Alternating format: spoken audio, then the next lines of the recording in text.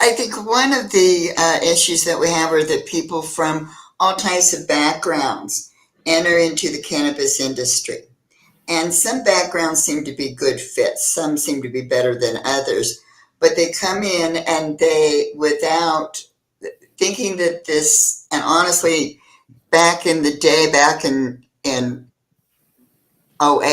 2008, when I entered into this, my thought was business is business. Like, how hard could this be? It's just business. Uh, yeah, yeah. So yep.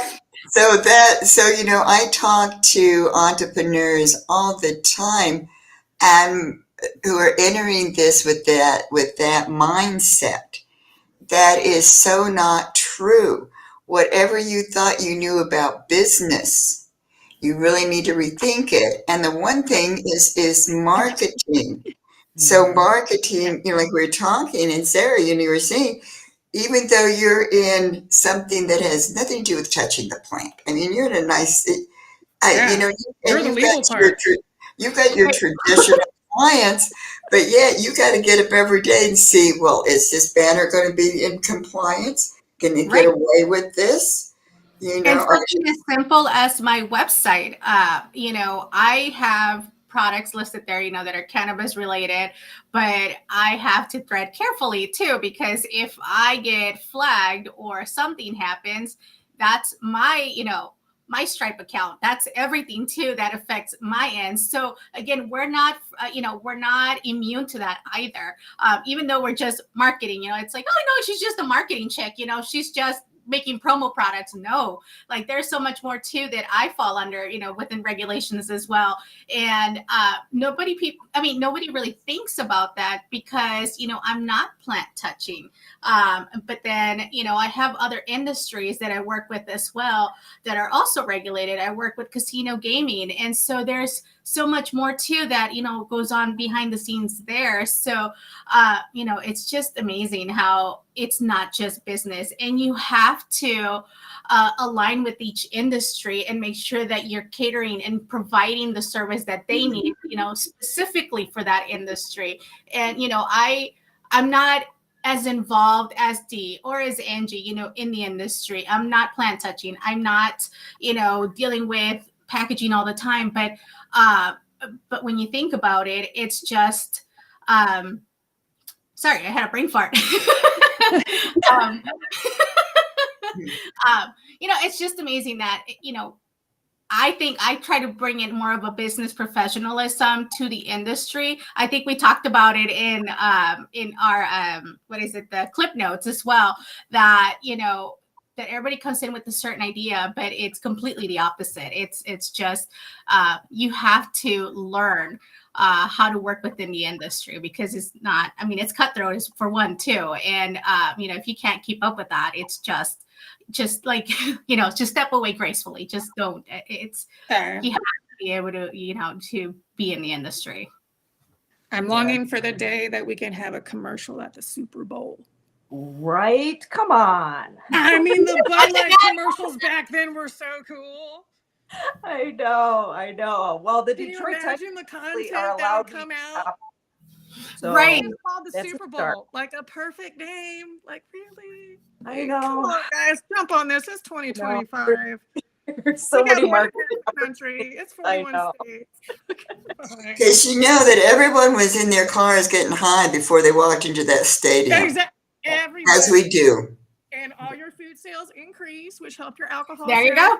No, you gotta have, gotta have that 33%. Well, actually, we'd probably cut down on their alcohol sales.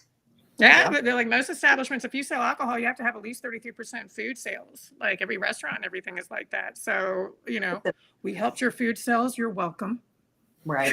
You're welcome. In all the cannabis-friendly states. Because I don't think anyone can deny that munchie factor. Mm-hmm. And when I was doing research prior to getting into this, as a business, that's that D9 side effect. We were still medical, so I decided to do some research of what medical of what chemotherapy, the effect it had on the body. And about 10 hours later, because I got a little carried away, I'm going, oh dear God, if I ever get cancer, I'm going to die because I'm not going to do chemotherapy. Because I'm just not going to do it. I'm just going to go, yep, I've already decided that that's it. I'm going to die. But when I looked in the American Medical Journal to see if it had medical cannabis, and it did, and it just had a very short little sentence. The side effects of medical cannabis, it stated, was that it increased your appetite, and then in quotes it said, gives you the munchies, and you have the tendency to drive slower. That was in the medical journal. Okay. And I think I probably should have started there instead of starting with the effects of chemotherapy. Yeah. Well, we've come along. We sure have. Yeah. So are as women, are we being strong leaders? Because all three of you are leaders. Now, I should go back to my other question. Do you consider yourselves leaders? I mean, because I don't think it's something you think about. You don't get up and go, man, I am a leader in the cannabis industry. Mm-mm. Definitely don't think about it. And there's tons of days that I like, since this boss's day, there's days when you get hit and you don't really feel like a boss. As a matter of fact, you don't even want to be the boss. Like anybody else take this job? Anybody you want to wear this hat? Don't ask me anything. Please. I know. So yeah, there's days I don't, but I think I think every day us ladies need to remind ourselves that we're bosses. Mm-hmm. And Right. that there's a saying that says, if you can't handle the chaos, you can't handle the crown. Yeah. So Oh, I like that. ladies, adjust your crowns, dust it off. I like that because no matter how you try to control this, I start out with a to-do list on my whiteboard and also on Google Docs. And within about an hour and a half, all of that's out the window because it changes in the blink of the eye. It changes with opening an email. And like we were talking, it changes with regulations and changes in compliance, and it changes from each state that you go through. So even though I continue to make these, they don't have a lot of validity because it's like one never knows what's going to happen. And it doesn't matter what you do because all three of you have this experience and you're all three in different segments of the industry, but you're still affected by the same things. And then so this is what I often wonder, am I a leader or am I a manager? Because if I am a manager, then we're in trouble because that's not a strong skill set. So is there a difference between being a leader and being a manager? And are you a leader or a manager?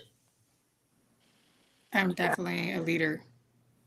Yeah. Angie? I would say a leader, but it's usually in hindsight. They say that, you're not a leader until you create another one. I love it. I love it. So I'll see, even though I'm no longer, I've been doing this 16 years and I'm no longer in retail because I'm old and I'm cranky and I can't do 15 hours a day. But I still see all of these people that, worked under me over the years. And even though none of them are in cannabis anymore, you can feel it, and they're, very complimentary and it's very humbling. And it's, not until after the fact. It's not like I walked into the pot shop that morning and go, I'm the leader today. It's just, you got your shit that's got to get done. You know who needs to do it and you do it with as much grace as you possibly can. So for me, leadership sometimes isn't always, right there in front of you. It's, something that you kind of look back at and go, yeah, I handled that There you 420 pretty damn well. Nobody go. died, nobody got arrested. We didn't run out of stock. All the wars came out, so. So Sarah, you a leader or a manager? Yeah, I like to say that I'm still building up to that leadership position. I know that I am, but as you just mentioned, Angie, you look back and you think about the people you have touched along the way and how you've helped them grow and how you've mentored them as well.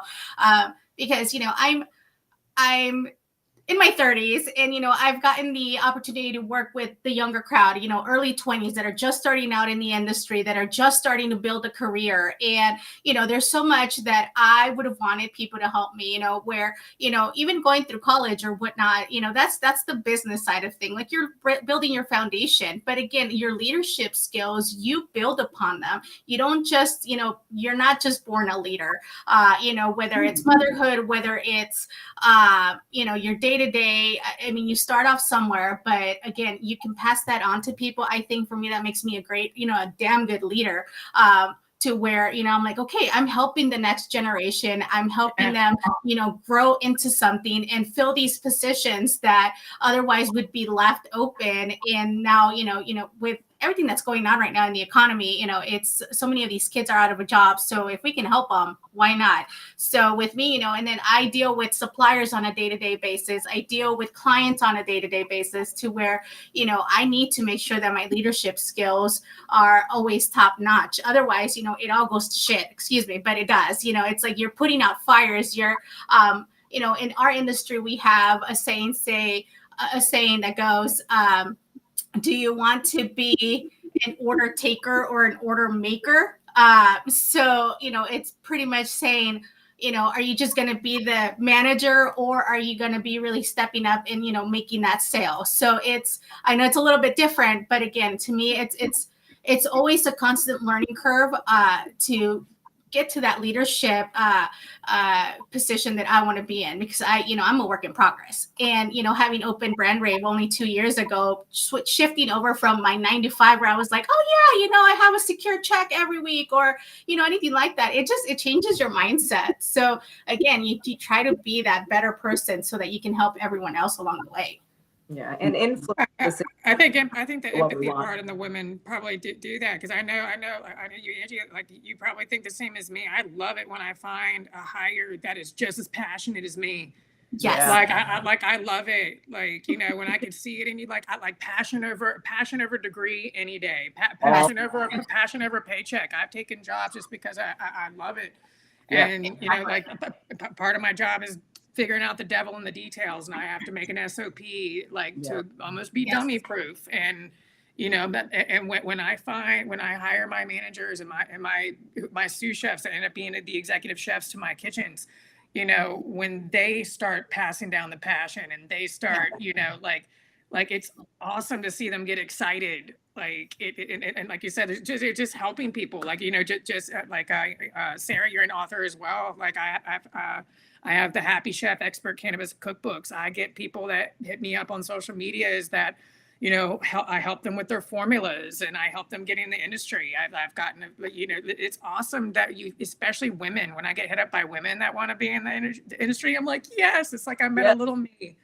A little younger me. Making all these connections along the way, I think, the industry alone, I think that's why I love it so much, is because of the community and just really helping each other out, whereas I'm not plant touching, but then I know XYZ, I know someone here, or I know, a cultivator, I know somebody that I can connect you with, so to me, it's just really, it's so much more than that, and like you said, helping the younger kids transitioning into a career, that they can feel proud of too. So, and it allows us to influence them, and not like in a weird creepy way, but like in a way that, this is the way that we think that the industry should be. You're supposed to care. You're supposed to be fired up, to help these people. And if you can start leaving those little nuggets in their ears every day and, finding ways to, keep that passion going, we are now influencing the industry for the better and pulling it away from the shit show that is out there right now. Oh, I think as women in the industry, we have to hold ourselves to a higher standard. Yeah. We have to walk the talk because, as you said, and we all know that this is the reality, we are paving the way for the next generation. We are the next generation of women. We are creating a better industry for the women coming into the industry.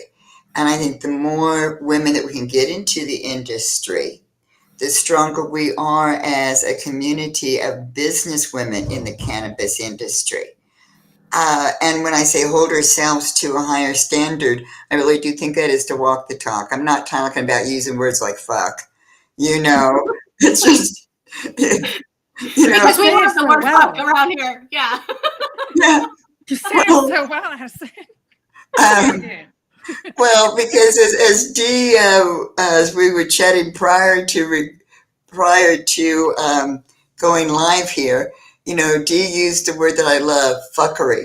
And the cannabis industry is filled Favorite with word. fuckery. And, I think we're each responsible for the other women coming up. Now, I hear a lot of young women, what they're looking for are mentors. And I'm telling them, you're not going to really find that in the cannabis industry in the way you think a mentor is. Because, as I said before, this is a 24/7 hustle. Doesn't matter what you do in this. And somewhere along the line, you have to have a life. I say these words, but to actually create, that's a whole different. It's easy to say those words. It's difficult to do that. So the only way that we can really, truly mentor other women is those that, like you were talking to, when you get that one woman who's got that passion, and you can see it in her, and you can just, I am so blessed because all of you enrich my life. And I just meet such women who I'm going, oh my God, they're so brilliant, and what they're going to do in the industry. So, I think we all bring that mentorship. It just doesn't look the way that people think it does. What we're doing now, this conversation, I think is mentorship, because what we're talking about is the reality of this industry and the reality of women, of a woman's place in the industry. That's what I think. I could just be blowing smoke, though. No, the women have to have a place in this industry because everything that y'all smoke is female. That'd be a disrespect. This is true. That'd be Ooh. disrespect. Knock it Oh, off. this industry was so designed for women because we enter this with our hearts, Right. and we enter this with purpose. And I think it was Angie who used the word empathy. Mhm. That seems to be an important part of leadership, is having empathy. And you're right, it is a female plant, and it resonates with us. And also, women are caregivers and healers. And we're not in this because of greed. We're in this because we're making a positive difference. Yeah. Okay, so what advice do you have for women entering this industry? So, okay, Angie. Yeah. Go Queen. Shout Love the out. face. If you're even considering this industry, see where your thick skin's at. Yeah. Because honestly, you're going to get your ass handed to you on a daily basis. And it does not matter if you're in marketing or if you're, processing, or, you're a grower or you're working in the shops. See where your thick skin is, and see where your empathy is at. And I know I keep saying empathy, or your compassion. Um, just because, at the end of the day, this whole plant and, this culture that, the cannabis industry supposedly, is rooted from, it's about helping each other out. It really is. And even though, you're going to have your struggles day in and day out, as long as those two things are solid when you go to bed at night and they're still there when you wake up in the morning, yeah, this industry would be glad to have you. So Sarah, Well said. what's your advice to women entering into this industry? So I also, what Angie said, have some thick skin. That's a thing. It has a lot to do with it. It'll help you a lot. But you also mentioned something earlier about the mentorship, and it doesn't. Yeah, you're right. It doesn't look like you would a regular internship or shadowing someone, because obviously for obvious reasons you can't really do that. But I think take advantage of the women around you. Take advantage of people who are, in the business things of, business side of things, even if it's ancillary.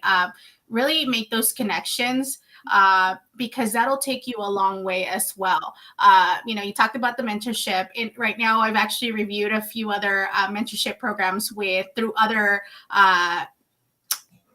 women, I guess you call them chambers as well. One in Chicago, one here in Vegas. And so just looking at what they're focusing on and how they're planning to help, the new generation of women coming into the industry. Like, I would love to actually kind of help, maybe help improve on that, because you don't just want to give somebody, half-ass information, because, or a half or a false promise. That's another thing too, that I think a lot of people come in with, like the whole idea of, I'm going to make a shit ton of money, and because it's the cannabis industry. No, it's a lot of work. Not with how we're taxed. What was that? I said not with how much we're taxed. Yeah. So again, it's really just taking all of that and just really just thinking about it, and making sure that is your next career move, and that you're willing to stay for the long run. You're going to come in, and there will be things that will scare you. And like I said, it did me. I'm speaking from experience. But again, this was years ago when it was all shadiness going on, but I got to see that side of everything too. So again, I'm not oblivious to what goes on, and that's the type of suggestion that I would give. Just make sure you come in with an open mind, and again, pay attention to what's going on. Okay, and Dee, what's your advice?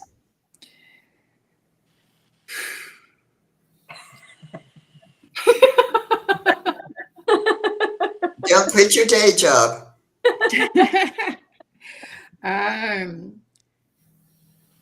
Don't lose your focus. Try your hardest not to lose your passion and let anything of this industry change you. Listen to your damn gut, ladies. Listen to your gut. 95+% of the things that happen, like I felt it coming beforehand. So listen to your gut when it comes to relationships that you build, partnerships that you make. Read the fine print. Have another one of your board of advisors that you trust read the fine print, and have their board of advisor read the fine print, and then you have your attorney go through it. Charge 3 times more than you wanted to. No, that's very, very realistic. Good advice. Yeah. Charge 3 times more than you thought to from the beginning. Cheaper clients bring more problems. So assert your worth. And remember, when you're trying to hold yourself together, there's not enough Gorilla Glue number 4 in the world that's going to do it sometimes. But just keep freaking going. And show these clowns how it's done with style. With style. And I think I'd like to add one more thing, since you just touched on it, Dee. Don't be afraid to reach out to your connections. Yeah. You'd be surprised who will actually be there for you when like shit's falling apart, or you feel that it's falling apart. Don't be afraid to that. I think as maybe just as women in general, we try to hold so much in, and show that we are strong, but there's times when you do need that help, or you need the guidance, or you need to think of something outside the box, and somebody in the industry, or somebody, in general, can help you process those thoughts a little bit better. So again, don't be afraid to reach out. We might not all be available at the same time, or, at if you can shoot me a text, hey, I'll jump on it, and that's the type of person that I am. But yeah, I think I've seen that as a commonality lately, that, some women have been very appreciative of, just helping each other out when nobody else was there to really like just lend just listen. So yeah, don't be afraid to reach out. Yeah. Wow. So you ladies have just brought so much to the table, or should I say to the screen. And this is just, after this airs, you can also rewatch it on all of the Women's Cannabis Chamber of Commerce social media sites, also on YouTube and on the Women's Cannabis Chamber website. We want this information to be available to everyone, because within this, these three women have brought a lot of very sound advice and insight. Thank you, ladies, so much, and just thank you for being in the industry. Thank you, ladies, for